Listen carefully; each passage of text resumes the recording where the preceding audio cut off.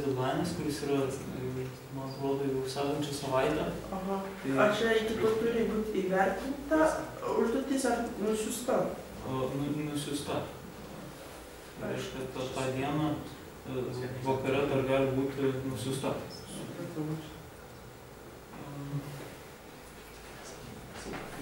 O nežinau, čia reikia... O dar mes seminarą daugiau paprastų įsidėjo, tai čia reikia iš antro temos pasakyti, ar gali, pavyzdžiui, porą žmonių daryti tą pačią temą, ar kaip? Reikia iš anksto pasakyti, bet keli žmonės gali daryti ir tą pačią temą. Bet aš vis tiek manau, kad temos bus panašios ir ne visiškai identiškos.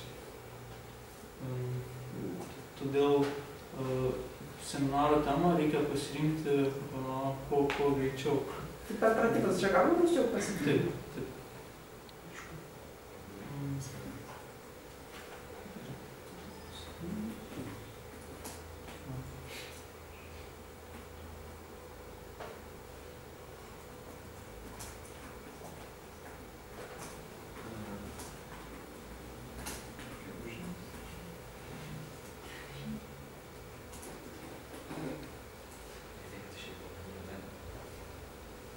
Tai šiandien paskaitai yra apie testavimą.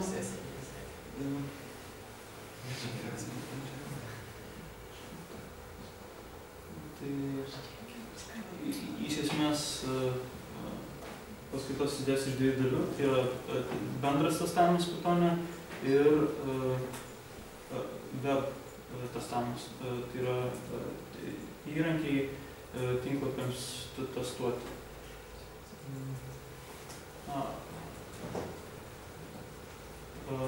Tai testavimas, kalbant apie testavimą, galima išskirti tris tokias koncepcijas. Tai yra test-driven development, tai reiškia, kad šita koncepcija reiškia, kad pirmiausia yra parašomas testas, o po to yra parašomas kodas. Taip gaunasi labai švarus ir aukštos kokybės kodas parašytas, bet šitam test-driven development reikia daug pastangų ir laiko. Tai reiškia, kad programuotojai pagrindinį savo laiką skiria testų rašymui, o ne logikos programavimui. Tai todėl, kiek man teko matyti, šitas test-driven development yra taikomas karkasų kūrimui. Tai reiškia, kad tik aukšto lygio produktuose. O šiaip web sistemose, paprastuose tinklapiuose yra atsisakoma turėti 100% testų padengimą, todėl yra pasirenkama skirti 25–50% viso programavimo laiko testams rašyti. Taip gaunamas pakankamai aukštas sistemos padengimas testais ir nėra per daug laiko sugaištama testams rašyti. Tai šio trečio laboratorinio darbo metu jums reikės parašyti testą, bet nereikalauju, kad šitas kodas būtų rašomas test-driven development. Tiesiog jums reikės realizuoti tam tikrą logikos gabaliuką pasirinktą ir esminiam funkcionalumui parašyti testą. Tai patys testai gali būti skaidomi į dvi kategorijas, tai yra modulių testai ir integraciniai testai. Modulių testai yra skirti siaurai sistemos daliai patestuoti, pavyzdžiui, funkcijai, klasiai ar kitam komponentui, tik tais to komponento kontekste. O integraciniai testai testuoja bendrą sistemos veikimą, kaip kad, pavyzdžiui, jeigu tinklapis turi, tinklapis, sakykime, skaičiuoja lygtį, tai testas, kuris testuotų lygties sprendimo algoritmą, būtų modulio testas, angliškai unit testas, o testas, kuris atidaro puslapį, užpildo lygties kintamosius, paspaudžia spręsti lygtį ir patikrina, ar lygtis yra tinkamai išspręsta. Tai šis testas būtų integracinis, nes jis jau testuotų, kaip šitas lygčių sprendimo modulis veikia visos sistemos mastu. Iš esmės, integraciniams ir modulių testams rašyti yra naudojami tie patys įrankiai Pythone, todėl čia yra labiau loginis atskirimas nei praktinis. Taip pat Pythone yra doc testai, tai yra testai rašomi aprašomajame stringe. Tai šitų testų į skaidres neįtraukiau, bet kągi, yra Pythono interaktyvus interpretatorius, jame galima vykdyti pavienius sakinius. Tai doc testuose yra įrašomi tokie pavieniai testai ir tai yra pavieniai sakiniai ir tų sakinių rezultatai. Tai reiškia, kad doc testų interpretatorius iš doc stringų išsiparsina ir įvykdo tuos pavienius sakinius ir patikrina, ar tų sakinių rezultatai yra tokie, kokių tikimasi.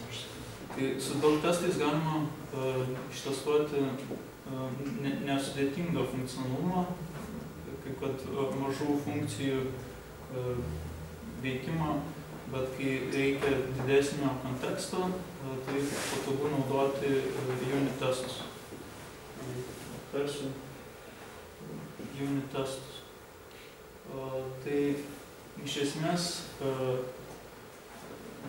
testų rašymui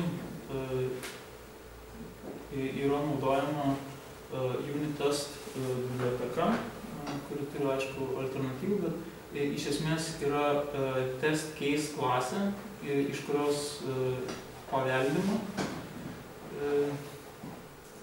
Ir šita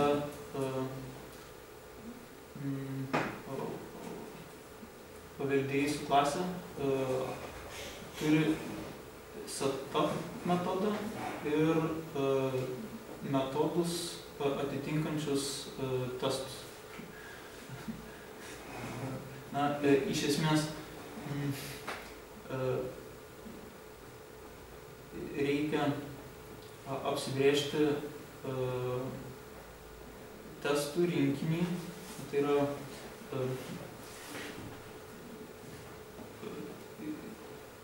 tokių klasių gali būti daugiau nei viena ir klasės pavadinimas turi žymėti, kokį testų rinkinį šitą klasę patikrins. Pavyzdžiui, gali būti nepriklausomos projekto dalys, kaip kad, sakykime, naudotojų erdvė, su naudotojų susijęs funkcionalumas ir, sakykime, su kokiu nors mašinom arba kad ir tom pačiom lygtim susijęs funkcionalumas, tai tokiom atskirom loginiam dalim reiktų apibrėžti po vieną ar po kelias tas test case klases ir į jas patalpinti testus susijusius konkrečiai su tom dalim. Tai šiame pavyzdyje yra pateikiamas shuffle metodo testas, kuris patikrina, ar tinkamai yra išmaišomas pasirinktas sąrašas.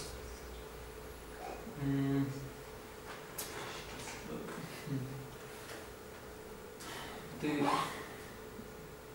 norint apibrėžti testų klasę, reikia paveldėti iš test case klasės ir setup metodas apibrėžia, tai yra paruošia būseną testams vykdyti.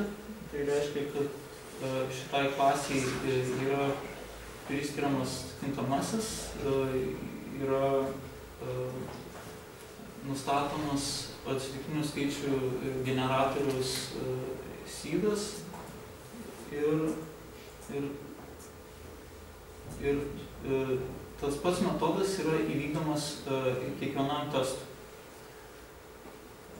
Tai reiškia, prieš kiekvieną testą bus sample kintamasis inicializuojamas iš naujo ir seedas taip pat nustatomas iš naujo.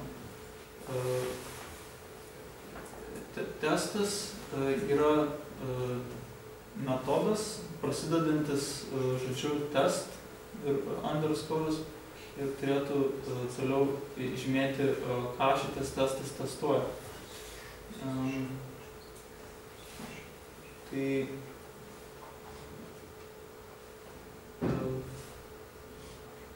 galima pažiūrėti, kas bus įvykdoma pirmojo ir antrojo testo metu. Tai pirmojo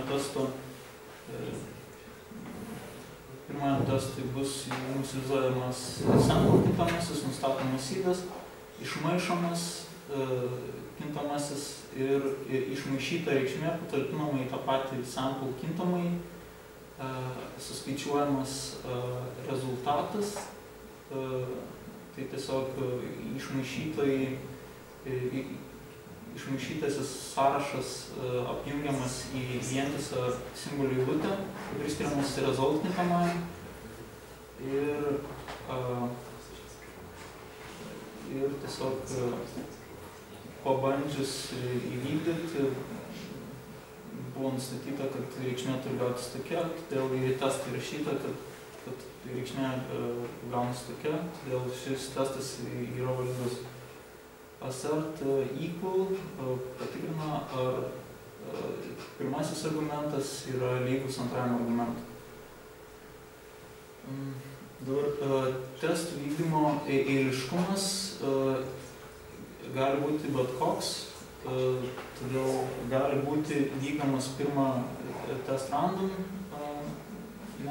testas, po to šis ir kiekvieno metodo kontekstas yra nepriklausomas nuo kito.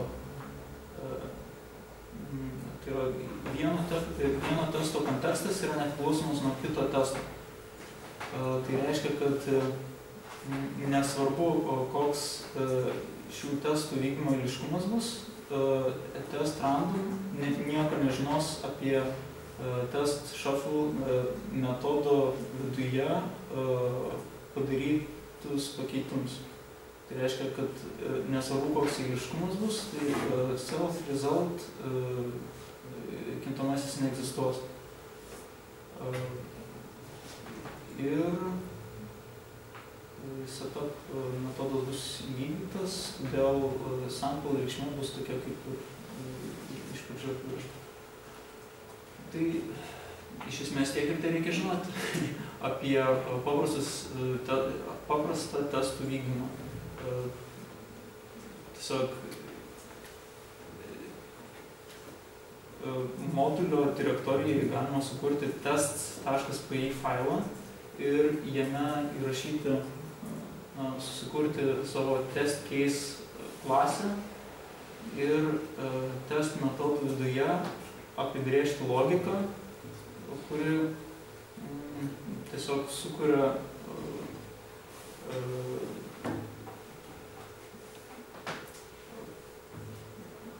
kontekstą reikalingą tam tikram funkcionalumui patikrinti ir turi savyje sakinį assert. Tai yra įvairių kitokių assert sakinių, bet iš esmės testų viduje turėtų būti assert sakinys, kuris patikrina, ar testų metu gaunama tai, ko tikimės. Už šitą sakėt, testai vieni apie kitus nežino, o kaip yra su kompleksiniais testais. Pasirašau daug testų, kur jei noriu vienam testui įdėti kitus testus. Galime tai padaryti? Į testo vidų, tarkim, test random įdėti test shuffle kodė. Ne, taip neturi būti daroma. Jeigu reikia bendrų loginių dalių skirtingose testuose, tai galima apibrėžti setup metodo bloke, tai yra paruošti kontekstą, kurio reikia skirtingiems testams, arba galima apsibrėžti kitą metodą, šios klasės metodą, kuris neprasideda test, bet būtų tokiu atveju pagalbinis metodas ir tą pagalbinį metodą kviesti tiek vieno, tiek kito testo metu. Bet pačių testų vykdyti iš kitų testų tikrai nereikia.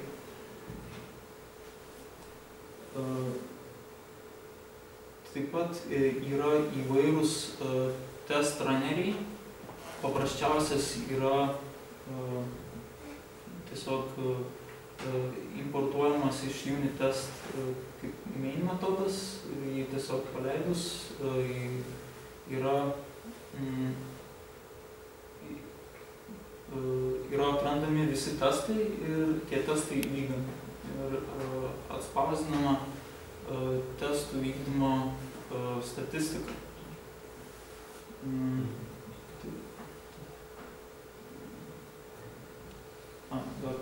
Dar noriu pastebėti, kad jeigu testas į kurio naudojami atsitiktiniai skaičiai, tai reikia užfiksuoti seedą, nes testai gali būti nedeterministiniai. Ta prasme, jie turėtų būti deterministiniai, tai kad visada galėtume prognozuoti jų baigtis būtų tokia pati. Tai assert sakiniai, tai čia yra kai kurie iš egzistuojančių išvardinti, tai galima assert equal, assert true, assert false. Iš esmės visas šias išraiškas galima suvesti į assert true sakinį, bet skaitomumo patogumo dėlį galima naudoti ir rekomenduojam naudoti ir šitos kitus assert sakinius. Tai pavyzdžiui, assert in ir du argumentai būtų galima apibrėžti kaip assert true ir čia A ir pavyzdžiui tą patį in operatorių B. Vienas, čia yra assert true, assert false, assert is not, is none, in, not in, is instance, patikrina A objekto tipą. Tai įdomesnis assert sakinys yra raises, tai ar kyla klaida. Tai šitas patikrinimas yra naudojamas kiek kitaip nei kiti, neperdodant argumentus, bet šitaip, kad testo bloke turi būti sakinys with, self-assert ir klaidos, kurios tikimės pavadinimas ir blokas, kurio metu turi kilti ta klaida, kurios tikimės.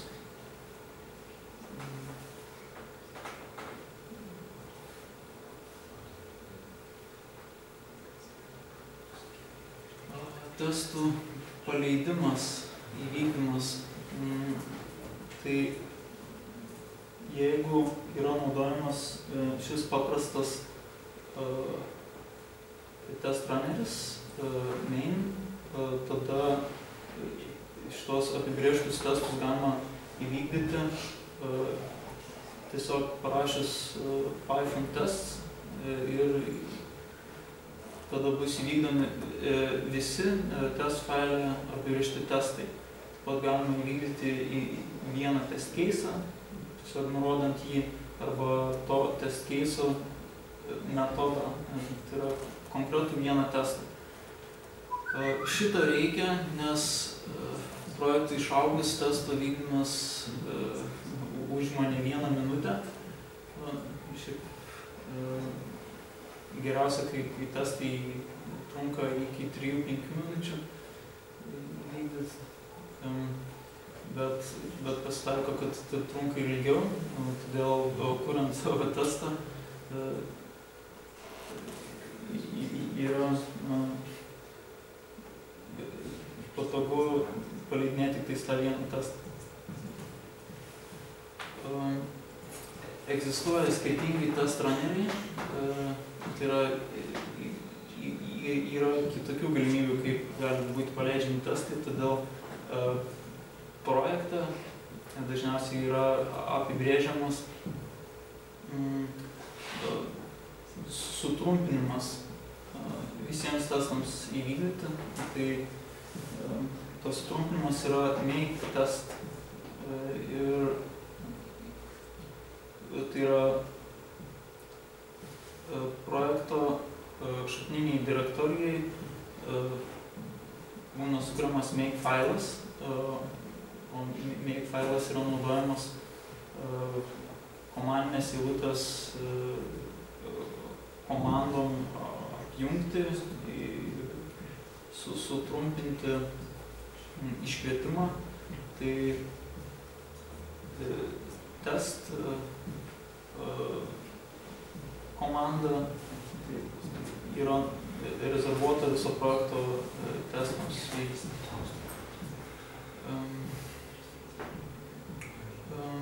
Tai parsisiuntus, tai yra nusiklonavus projektą, pirmiausia rekomenduojama paleisti testus ir važiuoti, ar projektas nelūžta, ar pilnai funkcionuoja jūsų aplinkoje. Ir tai rekomenduojama daryti kas kartą atsisiuntus naujus pakeitimus. Tai reiškia, kad jeigu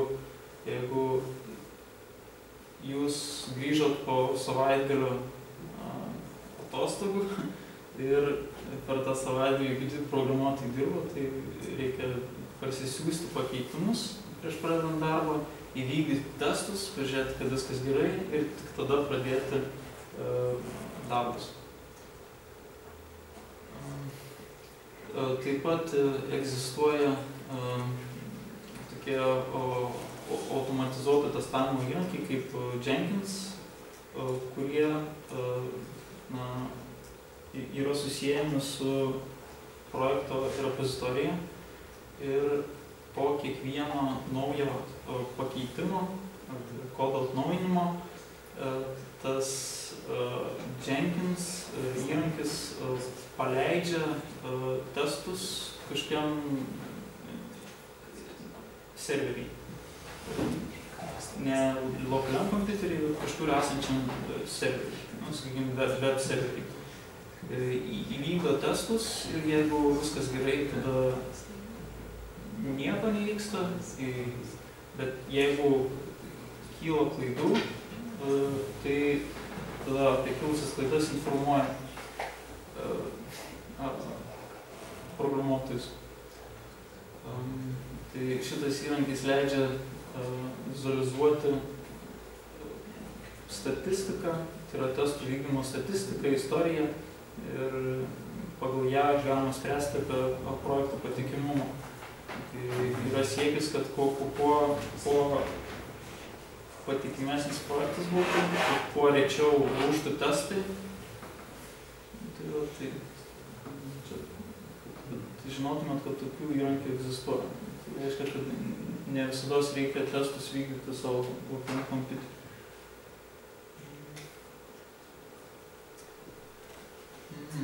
Tai testavimas yra toks, gan testavimas atliekamas su paprastom priemonėm. Tai kaip daugelis jūsų jau apsirašė savo testų metodus, tai tos metodus galima perkelti į test case klasę ir iš esmės nieko daugiau keisti nereiks.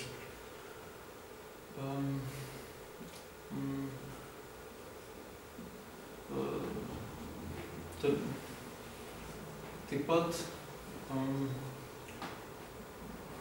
sudėtingesniam testavimui galima naudoti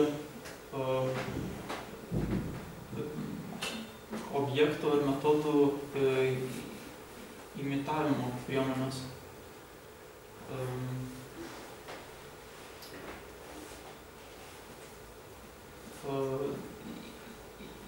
Imitatorius ar mockup yra klasė, kuri gali būti iškviečiama, kuriai gali būti iškviečiamas bet koks metodas ir su bet kokiais parametrais ir su šito mock galima vos ne atlikti beveik viską, ką ir su bet kokiu kitų standartiniu metodu ar klase. Tik tiek, kad šita mock klasė neturi logikos, bet jai yra apibrėžiama konkreti reikšmė ar elgsena. Ir šitas mock gali būti naudojamas testavimui. Tai reiškia, kad gal pavyzdžius.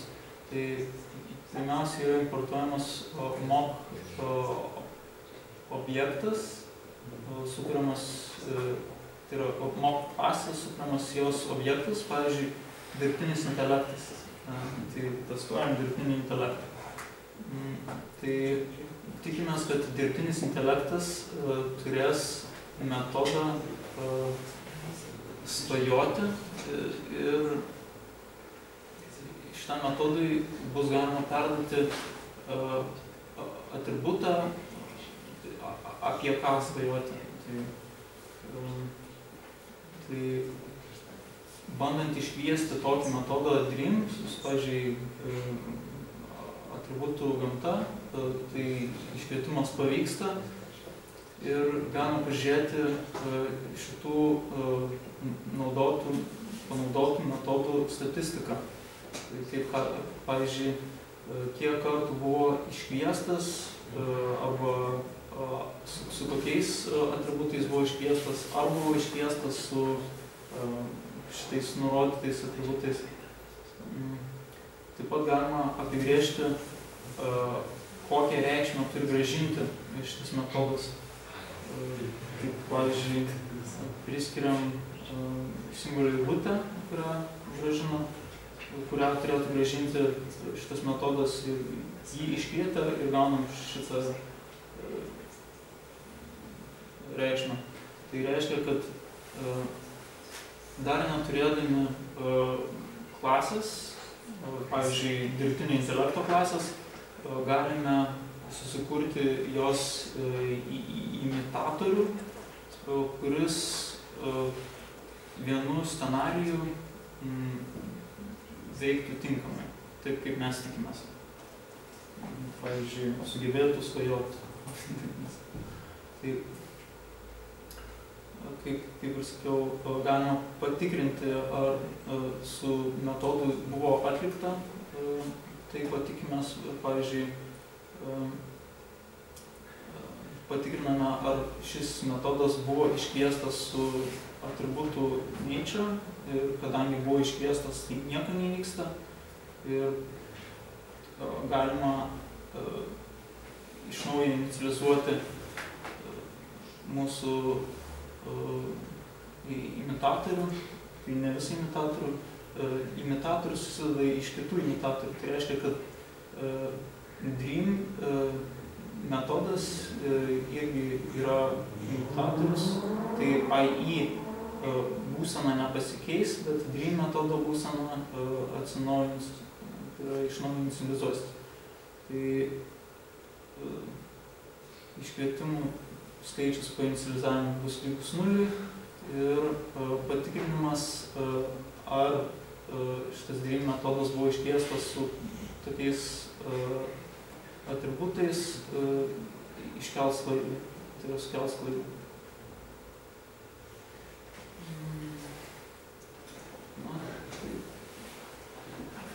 Bet kartais tenka naudoti, nebūtina.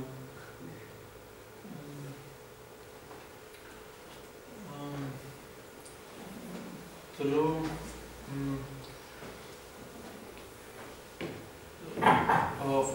objektai naudojami testavime gali būti sugeneruojami skirtingais būdais. Pirmiausia, gali būti sugeneruojami testo metu, nes testuose nėra prieinamas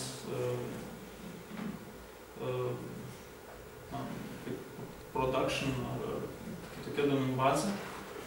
Tai reiškia, kad norint turėti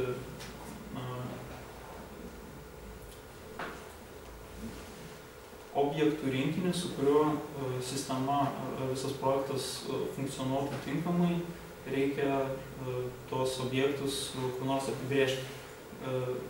Jos galima apibrėžti testo viduje, setup metode, arba pasirašyti pagalbinius metodus, kurie automatiškai generuotų tos objektus. Bet šiaip lengviausias būdas yra duomenų bazėje susigeneruoti reikalingus objektus. Tai pavyzdžiui, kad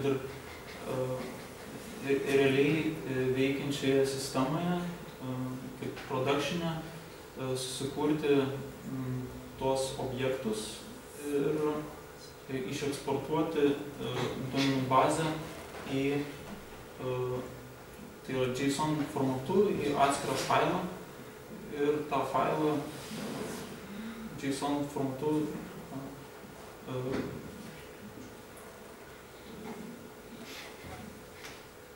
įkelti kaip pradinius testo duomenis. Tai reiškia, kad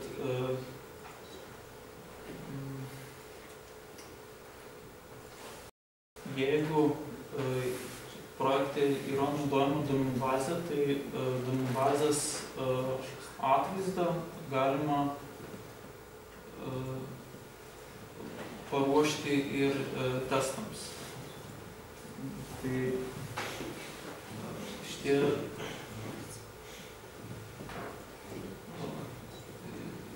fixtures, tai yra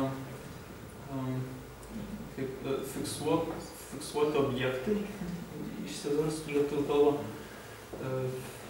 yra perduodami, tai yra užkraunami į testo kontekstą per atributą fixtures. Šitam fixtures atributai yra perduodamas sąrašas JSON failų, iš kurių yra objektai sukeliami į laikiną testo duomenų bazę. Tai, pavyzdžiui,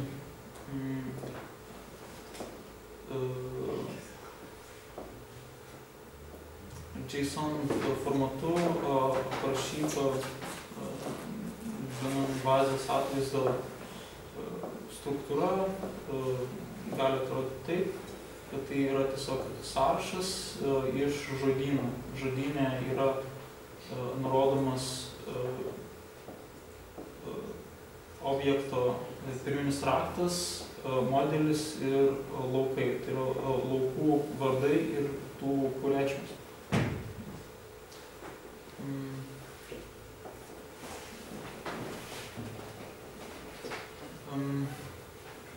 Tai šio test case'o metu bus pirmiausia įrašai iš development.json užkraunami į projekto kontekstą ir bandant tiesiog pasiekti duomenų bazę, pavyzdžiui, module.user bus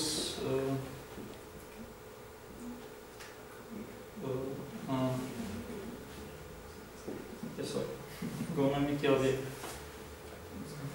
Gali būti daugiau nei vienas JSON failas. Tai apie bendras testavimo praktikas tiek. Toliau apskritai visas kursas orientuosis į web svetainių kūrimą, todėl pirmiausia apžvelgsiu HTTP protokolą ir HTML kalbos pagrindus. Šiaip kursas nėra apie tai, bet minimalų pojūtį šitų žinių reikėtų turėti, nes parašyta, internetas yra grįstas HTTP protokolu, kuris skirtas keistis informaciją. Tai iš esmės HTTP protokolas turi get, post, put, delete metodus. Pagrindinė naudojami yra get ir post metodai. Get metodo metu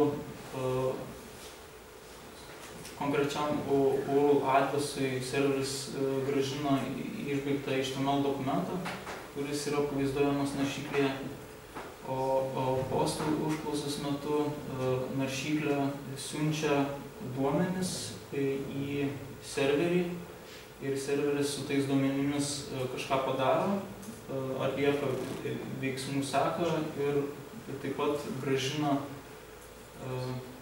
arba išbaigtą HTML dokumentą arba nukreipia naršyklę į kitų adresų.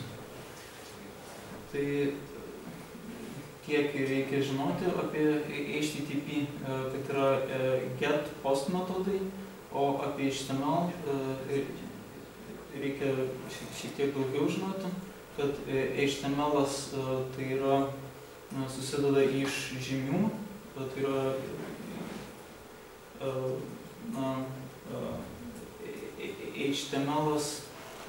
HTML dokumentas yra aprašomas žymėmis.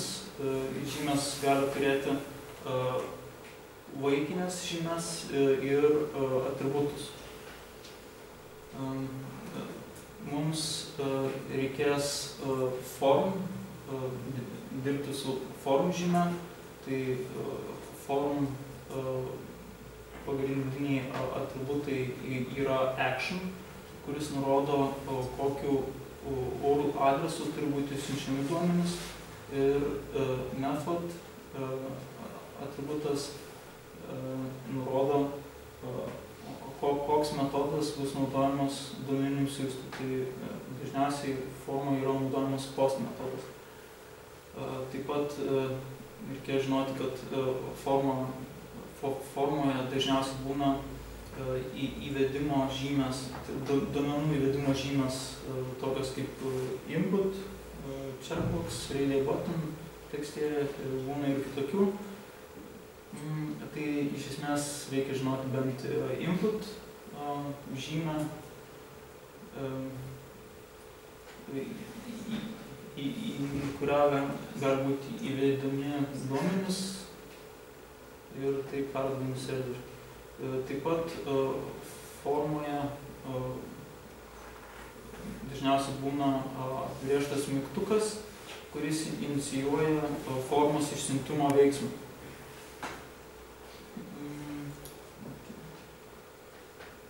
Tai paprasčiausias formos apibrėžimas atrodo taip, kad, pavyzdžiui, login forma, tai yra nurodomas URL adresas, kuriuo bus siunčiami duomenys. Tai yra tas adresas, kuriame yra naršyklė dabar, metodas post ir du įvedimo laukai. Tai vienas įvedimo laukas yra naudota vardas, kurio tipas yra paprastas tekstas, ir įvedimo laukas slaptažodis, kurio tipas yra slaptažodis. Tai reiškia, kad įvedamas reikšmės į šitą įvedimo lauką bus paslepiamas. Bei yra mygtukas tiesiog prisijungti ir nesu tikras, bet manau, kad tokio mygtuko apibrėžimo pakanka, kad būtų inicijuojama šitos formos išsiuntimas. Taip pat forma turi savo ID. Tai reiškia, ID atributas nurodo unikalų šitos formos identifikatorių, pagal kurį galima šitą formą pasiekti. Jeigu yra kelios tokios pačios formos, tai jos gali turėti klasę ir pagal klasės identifikatorių būtų galima pasiekti visas, tai yra pilną šitų formų sąrašą. Tai šitas identifikatorius yra naudojamas tiek CSS-e, tai yra HTML stilių aprašomoje kalboje, bei JavaScript'o išpopuliarėjusioje bibliotekoje jQuery. Taip pat mes naudosime šį selektorių rašydami testus. Tai iš esmės, norint parašyti testą web puslapiui, reikia dirbti su tuo puslapiu. Tai reiškia, kad pirmiausia yra virtualioje naršyklėje atidaromas puslapis, gaunamas jo HTML kodas, tada su tuo HTML dokumentu yra atliekami veiksmai. Pavyzdžiui, parenkama forma ir ta forma užpildoma ir paspaudžiamas mygtukas, duomenys išsiunčiami ir gaunamas kitas HTML dokumentas arba atsakymas iš serverio ir tas gautasis atsakymas yra patikrinamas.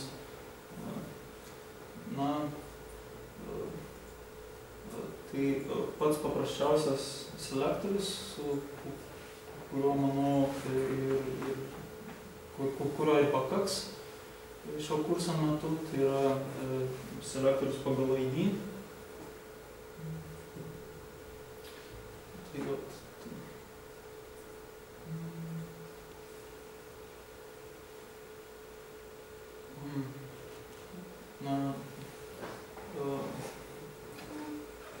kaip ir minėjau, egzistuoja tokia virtuali naršyklė, kuri be grafinės sąsajos geba atidaryti puslapius ir juos skaityti mašininiu formatu.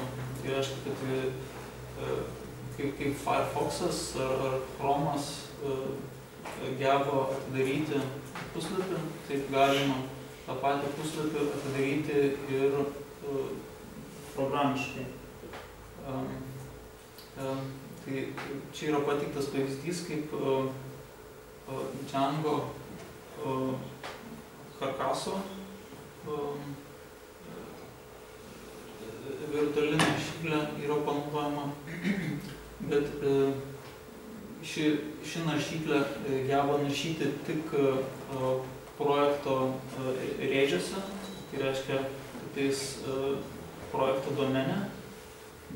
Dar reiktų pasakyti, kad URL adresai susideda iš domeno ir kelių. Tai Pythone ekosistemoje egzistuoja tokių virtualių naršyklių, kurios geba atidarinėti bet kokio domeno puslapius, bet šitą Django naršyklę tik tais projektamus.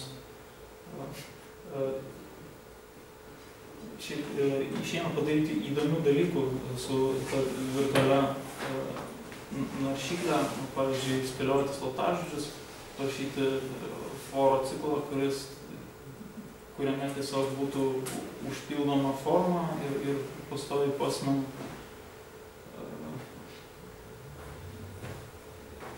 ir foras nesustoja tol, kol slaptažodis nespės. Kągi. Tai virtuali naršyklė gauna adresą, kuriuo reikia kreiptis.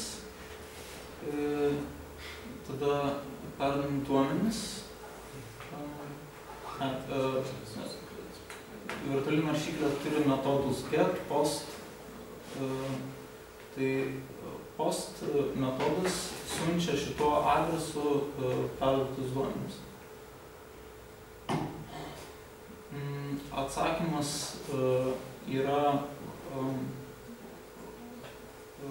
tai yra kiekvienas HTTP protokolo atsakymas turi savo kodą. 200 reiškia, kad buvo grąžintas dokumentas, 302 reiškia, kad buvo įvykdytas nukreipimas į kitą puslapį. 404 reiškia, kad serveris nepasiekiamas, 500, kad įvyko serveryje klaida ir užklausas nepavyko apdoroti dėl problemų serveryje. Tai testuojant, taip pat galima patikrinti, ar atsakymo kodas yra 200, ar kai tikimės 302. Tai atsakymas turi kodą, turi visą HTML dokumentą, kuris pasiekiamas per content kintamai, taip pat su šita virtualia naršyklė galima prisijungti ir atsijungti.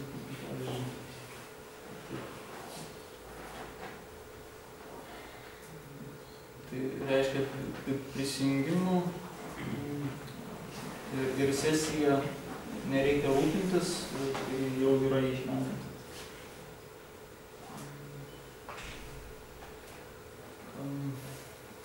Tai, kaip ir minėjau, norint patestuoti, ar puslapio elgsena yra tinkama, pirmiausia yra atidaromas puslapis su virtualia naršykle, tada yra parenkama forma, jau užpildoma ir išsiunčiama ir patikrinamas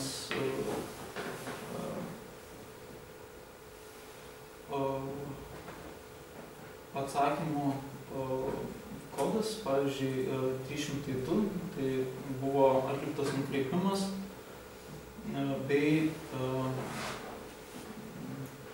šiame teste yra patikrinama, ar atsakyme egzistuoja lentelė su ID profile table. Tai reiškia, kad kai prisijungiam, tikimės, kad bus įvykdytas nukreipimas į puslapį, kuriame egzistuos profilio lentelė. Ir taip pat dar čia yra atliekamas patikrinimas, ar profilio lentelėje egzistuoja eilutė, kurioje būtų žodis vardenis. Tai čia naudotojo vardas.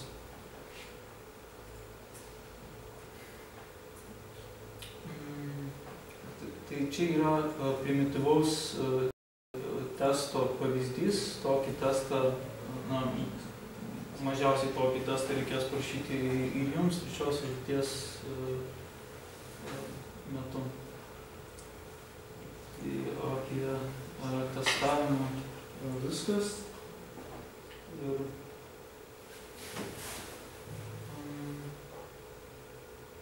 čia dar reverse. Gali būti nematytas metodas reverse, kuris grąžina projekto, tai yra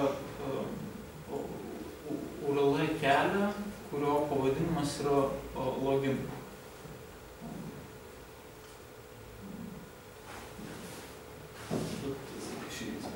Čia kitų paskaitų apimtis.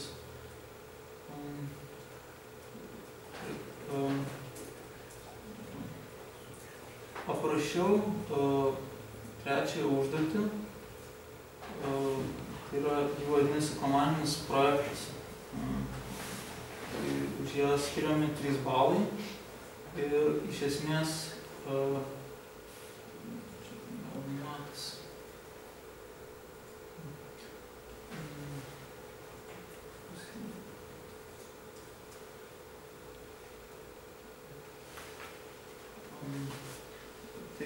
sugalvojau komandinio projekto tematiką, tai jį vadinsis, tai mūsų projektas vadinsis Mano žodynas. Tai šito projekto idėja ar kaip motyvacija yra ta, kad lietuvių kalboje trūksta terminų ar atitikmenų kitų kalbų terminams. Ten yra daugybė angliškų žodžių, kurių neišeina išversti lietuvių kalbą. Tai galima, tai yra šio kurso metu pabandysim pasiūlyti sprendimą šitai problemai. Tai yra tiesiog sukurti tinklapį, kuriame būtų galima siūlyti savo vertimus ar lietuviškus terminus, ar lietuviškus terminų atitikmenis užsienietiškams terminams. Iš esmės viso projekto vizija nėra apibrėžta, tai bus tokia kaip ir dirba žaidimams su Django karkasu. Pavyks, nepavyks, jokių įsipareigojimų nėra, bet vizija yra graži. Tai šios užduoties metu reikės panaudoti bazinį Django funkcionalumą. Tai pirmiausia, reikės atlikti duomenų bazės pakeitimą, sukurti bent vieną URL kelią, pavyzdžiui, koks yra apibrėžtas va čia, tada reikės apibrėžti bent vieną kontrolerį, kuris yra funkcija arba klasė, kuri gauna duomenis tam tikrų kelių. Į tam tikrą URL būna siunčiami duomenys, tai kontroleris gauna tos duomenys ir atlieka tam tikrus veiksmus. Tai tai reikės tokį kontrolerį apibrėžti. Tada ir tas kontroleris turės grąžinti rezultatą arba išbaigtą HTML dokumentą arba nukreipimą į kitą puslapį. Toliau jums reikės parašyti testą šitam kontroleriui. Tai turės būti integracinis testas, ne unit testas, tai reiškia, kad turės būti testuojama ne tiesiog kontrolerio funkcija ar metodas, o turės būti atveriamas HTML puslapis, kaip paskutinėje skaidrėje pademonstravau, turėtų būti atliekami veiksmai su virtualia naršykle. Už tai bus skiriamas 1 balas. Ir paskutinis reikalavimas tai turės būti sėkmingai jūsų pakeitimai, jūsų sukurtas įnašas turės būti sėkmingai įdiegiamas į bendrą projektą. Tai reiškia, kad po įdiegimo jūsų pakeitimų sistema ir toliau turės funkcionuoti tinkamai. Tai reiškia, kad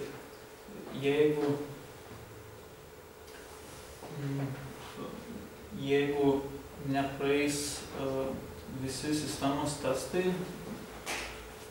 tada reikės taisyti, tai yra bus galimybė pataisyti įnašą. Jeigu nespėsit pataisyti, tada negausit visų balų. Taip pat, jeigu visi testai praeis, bet sistema nors pradės nekorektiškai funkcionuoti, tada reikės irgi taisyti.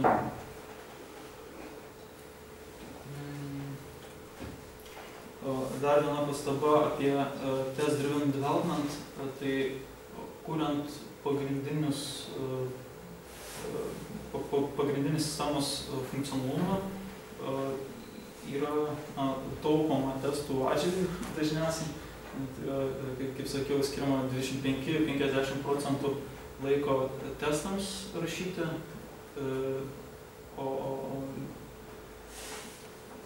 ir taip yra sukuriama sistema. Ir kai sistema lūžta ar gaunamas koks nors nusiskundimas iš naudotojų apie sistemos trikius, tada toms klaidoms taisyti jau yra naudojamas test-driven development. Tai yra klaidai pirmiausiai yra parašomas testas ir tik po to klaida yra taisoma. To reikia, kad ta pati klaida pakartotinai nekiltų.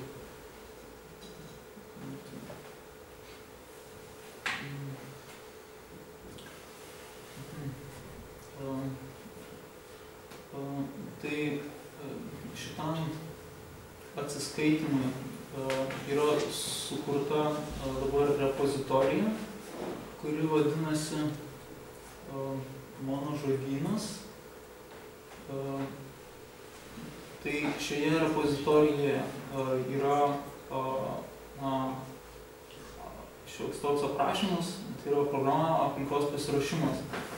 Tai reiškia, kad jums patiems nereikia konfigūruoti nieko,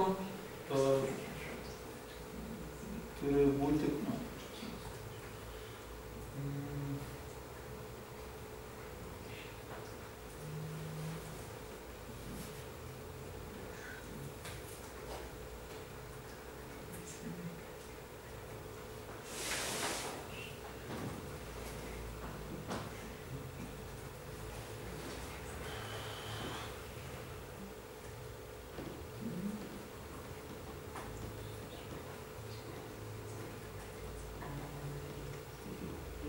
Tai iš esmės už užtenka nusiklonuoti repozitoriją.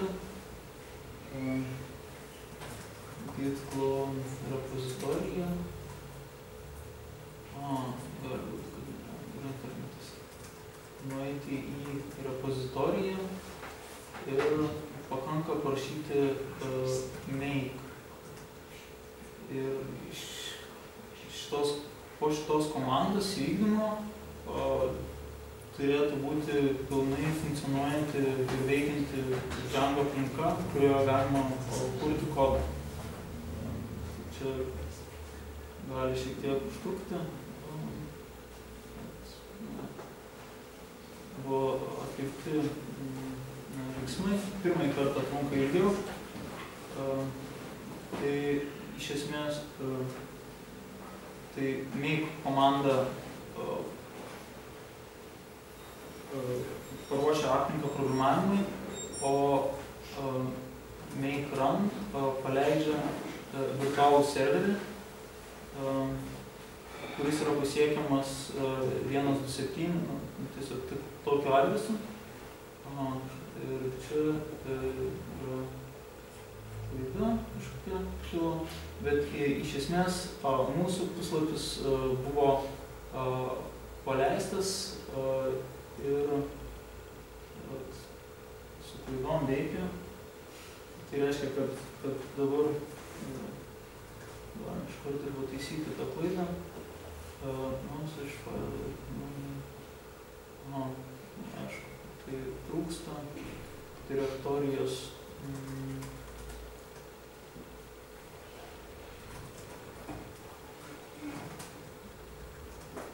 Taip. Galim tiesiog perkrauti. Čia užrašytas. Tai kažkas buvo grąžinta.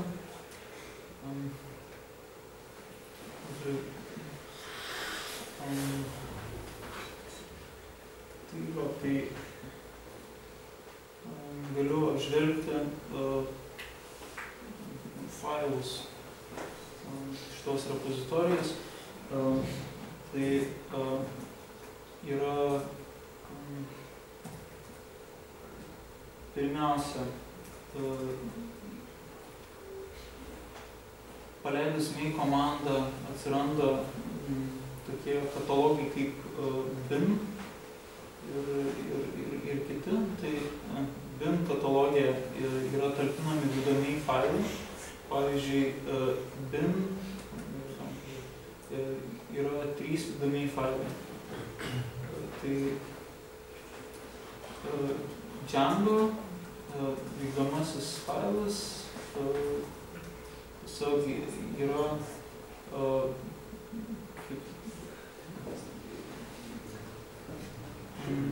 Django karkaso kaip pagrindinis vykdomasis failas, per kurį reikia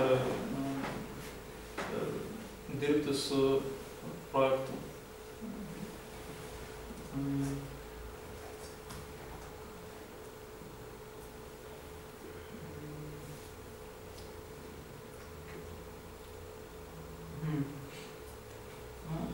Iš esmės, failai, kuriuos reikia modifikuoti, redaguoti, yra src direktoriai, src ir mano žodynas direktoriai. Tai čia yra tie paminėti models, views failai ir, pavyzdžiui, galima rolas daryti. Čia yra ORLO failas, kuris veikia ir jame yra apibrėžtas tik tais vienas urlas. Tai yra apibrėžiamas tuščias urlas. Tai reiškia, kad čia nėra jokio kelio. Ir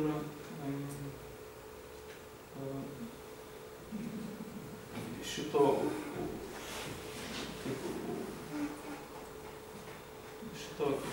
kelio pavadinimas vardas yra index ir jį apdoroja index index view, tai yra index view controlleris. Šitas index view controlleris yra views file ir šitas kontroleris nieko nepadaro, tiesiog grąžina HTML šabloną. Taigi,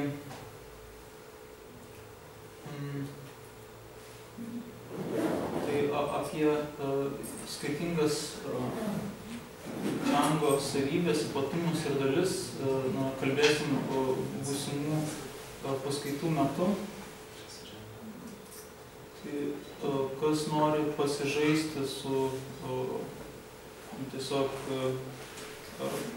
Django, gali tai padaryti jau dabar. Taip pat šitame projekte dabar yra aprašytas vienas testas.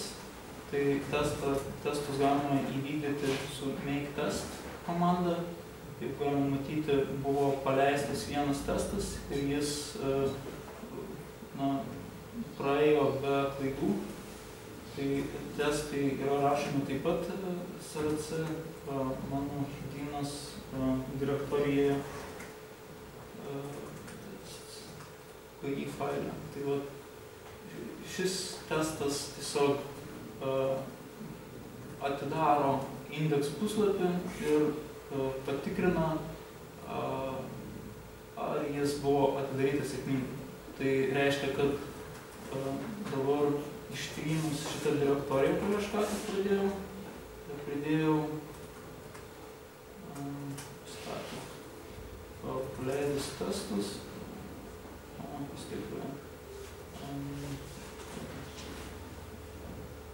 Tai reiškia, tokios klaidos nesugauna.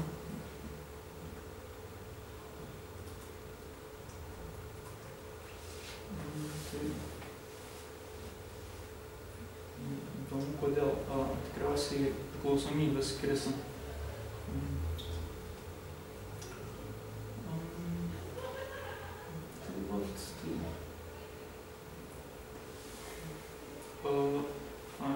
Dar, tai čia papasakau, kaip reikia pasiruošti aplinką programavimui ir kaip galima su ją pradėti dirbti.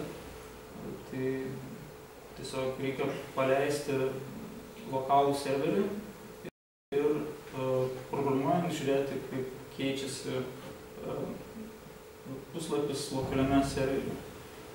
Toliau